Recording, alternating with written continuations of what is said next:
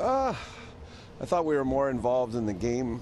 We did a lot more of the things that we talked about creating more offensive, maybe a few stop-ups, maybe a little less loose with the puck in the offensive zone, and we got some bounces that went our way. And I thought, again, when you come on the road, you have to play a tighter game. And I think at one point I looked up, it was 20-20 in shots, so there was a lot of things being pushed to the outside and a lot of the game being played in the neutral ice.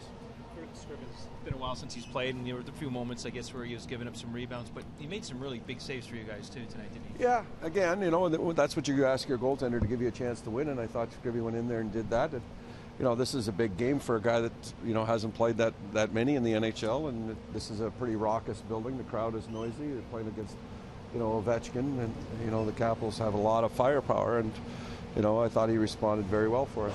Was it good to see that Holzer was obviously listening when you said, just get the puck to the net? Don't worry about the shot. That's the one thing about my voice. It seems to carry quite clearly in buildings. And, well, I thought it was Holzer and Fraser did an excellent job as far as moving the puck back and forth. I think Fraser had a shot earlier, and then Fraser passed it over, and Holzer just got the puck towards the net. And we were fortunate enough. We had a screen, and the thing went. I think it went 5-hole. So, you take those breaks, and if you continually direct enough pucks at the net, things are going to start to happen for you. And look at David Steckel. He gets basically can opener on an open net. It would have been nice to see that one go in. Getting back to Holzer, obviously a tough position to play. How important was it for him to get back in after a couple of tough starts, do you think, Randy? Again, that was the design, is to try and play him, maybe play him a little bit with Dion tonight, give him some minutes there, because we're in a situation where he's a young player and he's done a lot at the American Hockey League level. So right now, this is his baptismal.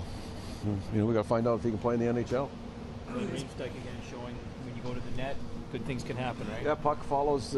It's amazing how when you're in that stop in that critical area, the puck always seems to bounce there once or twice a game, and you get a chance at it. You don't score every game, but you get a chance at it. You had to like Nazem going to the net. What did you think about the call that put you guys in a tough spot?